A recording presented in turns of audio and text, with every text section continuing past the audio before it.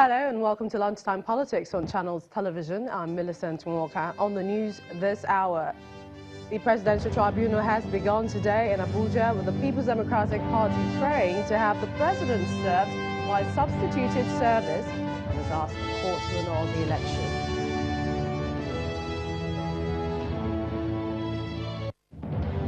The politics and intrigues for the leadership of the 9th National Assembly intensifies as more people throw their hat in the ring, with some of the candidates holding strong views on party stance.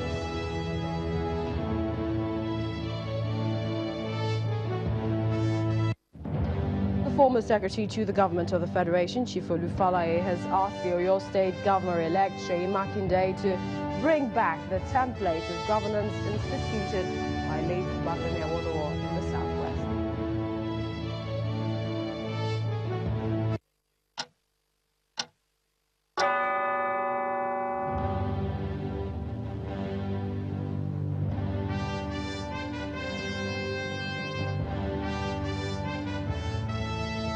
Welcome everyone to the program, and the big one is here. It's the day that the Presidential Tribunal kicks off in Abuja at the appeal court, where the main opposition party, the People's Democratic Party, have gone to court to challenge the victory of the APC and the President Muhammadu Buhari. The Presidential Election Tribunal has granted leave to the People's Democratic Party and its presidential candidate to serve the President and his party the petition by substituted service.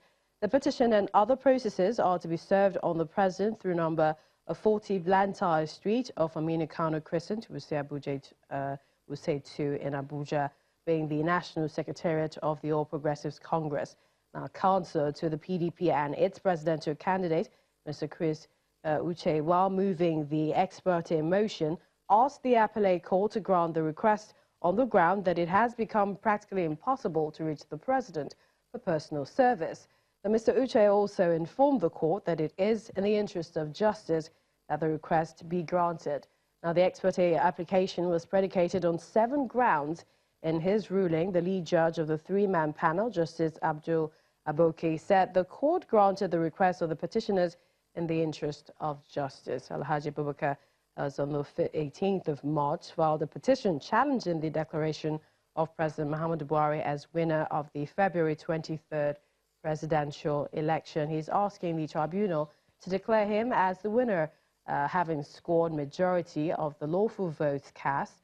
In the alternative, he and his party are asking the tribunal to annul the election that returned President Buhari as president and order INEC to conduct a fresh election. No date has been fixed for hearing of the petition on the grounds that the main respondent, that is the president, has not been formally served with the petition as required by law. We have our correspondent for us in Abuja, and she has the latest.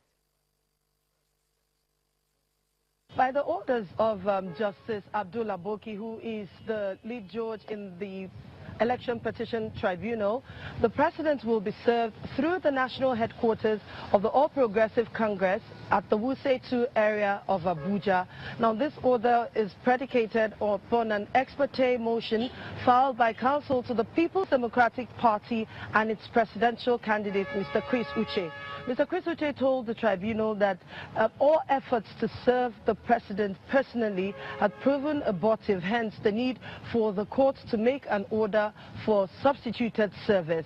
And now, until that service is, affected, no date has been set for the formal commencement of the tribunal. It is not known whether they will be able to successfully serve the President through his party secretariat. But if they're not, they will probably come back to the tribunal to ask for another means of service, and if they are able to do so, perhaps a formal date for the hearing will be communicated, and then the hearing into the petition will commence. In the meantime, Justice Ahmed Mohammed of the Federal High Court sitting in Abuja has adjourned a suit challenging the campaign funding of President Muhammadu Buhari and the presidential candidate of the People's Democratic Party, Atiku Abubakar, to May the 7th. The presidential candidate of the National Rescue Movement, Usman Ibrahim Alhaji, who filed the suit, wants the court to nullify the participation of the president and Alhaji Atiku Abubakar in the February 23rd, 2019 presidential poll. because they spent more than provided for by the Electoral Act in their campaigns. The plaintiff is also asking the court to invoke Section 91, subsection 2 of the Electoral Act 2010, to nullify the participation of the two candidates.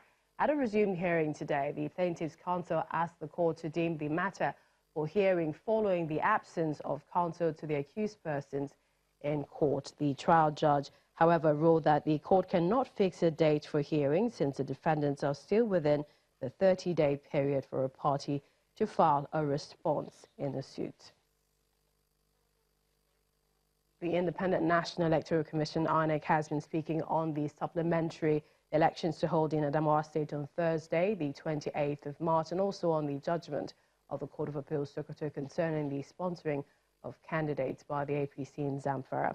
Speaking on our breakfast program, Sunrise Daily, the Director of Voter Education and Publicity, Oluwole Osazozi, says that the supplementary elections will take place in about 44 polling units between 8 a.m. and 2 p.m. in 29 registration areas.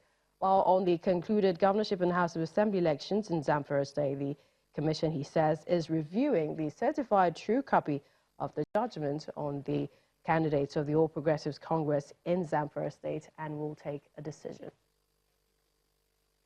Because of the court injunction that affected Bauchi and Sokoto, we could not proceed with it. So it is a situation foisted upon us by the injunction granted. But now that the obstacle has been removed, we just thought, look, why waste more time? We are conscious of the fact that the Constitution requires us to conclude elections not later than 30 days before the expiration of tenure. And the expiration of tenure is May 29th, so we must conclude the process. There is nothing in the law that stops us from fixing any date for the governorship. It does not have to be on Saturday. If the federal government, the state government decides to declare a public holiday or make it a work-free day, by all means, or half day, whichever way, that's okay if they feel that it will assist the process. But don't forget, this is not an election for the whole state. It's an election for, I think it's 44 units out of a couple of thousands that the Adamawa State has. So we think that we should deal with this matter in dispatch, and most stakeholders think that, yes, it is about time we conclude the process. So that's exactly what we're going to do. If not for the judicial intervention, this thing will have been long concluded. Well, staying with INEC now, the Independent National Electoral Commission will conclude supplementary elections in Adamawa State the 28th of March. Now, the announcement follows a court order which lifted the restriction on the commission to conduct the rerun in 44 polling units in the state. INEC had fixed March the 23rd, 2019 for the supplementary poll, but the court stopped the exercise pending the determination of the suit brought before it by the governorship candidate of the Movement for Restoration and Defense for Democracy, MRDD, Mustafa Shaba. Mr. Shaba had sued the INEC Commission over the omission of his party's logo on the electoral materials used in the March 9th governorship election in the state. However, before the decision, the candidate of the People's Democratic Party, Amadou Fintiri, was leading with about 300,000 votes, while the candidate of the All Progressives Congress and the incumbent governor, Jibrila Bindo, had pulled about 300,000 votes as well. With the High Court judgment today, INEC is now free to conduct the supplementary governorship election and announce the winner of the poll. The decision of the High Court in Adamawa State to vacate the restraining order stopping INEC from conducting supplementary elections in the state on March the 23rd means the exercise can now hold in the state. The lead counsel to the People's Democratic Party is relieved that INEC can conduct rerun elections in the state. The court set aside the ex parte order in unequivocal terms. The court also dismissed the application for injunction filed and argued by MRDD and their purported governorship candidates. So the coast is now clear for INEC to conduct the rerun election. But the counsel to the Movement for the Restoration and Defense of Democracy, which filed a lawsuit against INEC, is not backing down on the case. What the court did was to grant what they call accelerated hearing. Accelerated hearing merely means that the matter should be heard with dispatch very, very fast. Let them hear it immediately. And that is why the court said there is no need to stop INEC from doing anything if we are going to hear it immediately. The court has already hinted that it intends to deliver its judgment on Friday. So if you look at what's supposed to happen tonight on Friday, so we have not lost anything. Meanwhile, a few meters away, a group of MRDD supporters who were denied access into the court are demanding justice for the exclusion of the party's logo on ballot papers during the last election. The case is in court, so that's why we are protesting. That's what we call peaceful demonstration, so that the court will be here with us and do us the right thing. Yeah, we are pleading the court to do justice in terms of what is happening. The Electoral Commissioner in the state says INEC is ready for the supplementary elections on March 28th in 44 polling units where votes were cancelled. As a result of this development, the Commission at the highest level, in consultation with the security agencies, I decided that the supplementary election should hold on Thursday, 28th of March 2019. Adamawa State is one of 2 states left in the country where the 2019 governorship election is yet to be concluded. Today's court ruling, which allows INEC to conduct the polls on Thursday, will hopefully put an end to the suspense for Adamawa State residents. INEC is today giving certificate of returns to some of those who won the governorship elections in their respective states. Members elected into the state houses of assembly will also be giving the documents indicating victory at the polls. From Niger State, where INEC says certificate of return will not be issued to individuals who have been found wanting in the last election for compelling returning officers to announce results on the due arrest. National Commissioner Professor Antonia Stimbini stated this in her remarks before the presentation. Before handing the Governor Abubakar Bello the certificate, in Enugu State, the Governor Ifeanyi Ugwuanyi and Governor-elect and the other elected members of the State Assembly were present at the INEC office to receive their certificate of return. While in Edo State, INEC began presentation to elected members from Edo State and the 24 elected lawmakers, all of the All Progressives Congress. While in Imo State, Mr. Emeka Ihedioha, his deputy governor-elect, Gerard Irona, and 27 candidates who won the seat in the Imo State House of Assembly have also been given their certificate of return by INEC in Owerri. After receiving his certificate of return, the Imo State Governor-elect Emeka Ihedioha promised to run an all-inclusive government.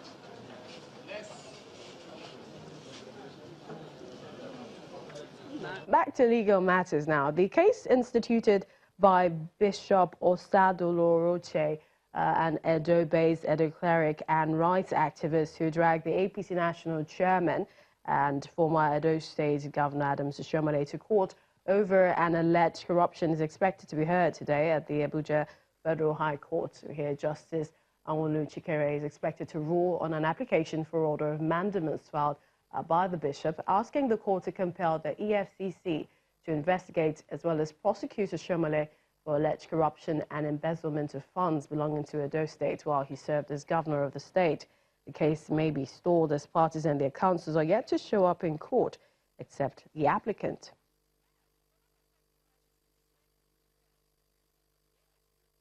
A federal lawmaker, Senator Ali Ndume, disapproves of the purported endorsement now of Senator Ahmed Lawan for the position of President of Senate by the chairman of the All Progressives Congress, Adams Oshiomhole. Senator Ndume is one of the front-runners vying for the position of President of Senate in the 9th Assembly. Speaking to journalists in Abuja, Senator Ndume describes the endorsement as unconstitutional, explaining that the Constitution stipulates that the Senate and the Deputy Senate President shall be elected by lawmakers. He explains that for the sake of unity and stability among party members as regards aspirations for positions, the party leadership was expected to zone the positions and allow the contenders within the zone to emerge either by consensus or a shadow election. Take a listen.